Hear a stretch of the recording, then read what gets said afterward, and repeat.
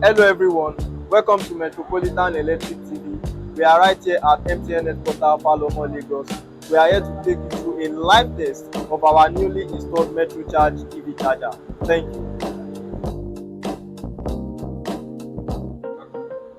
For an EV of 100 kilowatt hour battery capacity, we can charge with the 22 kilowatt for 4.5 hours. But in the case of having 60 kilowatts, we can charge for less than 2 hours.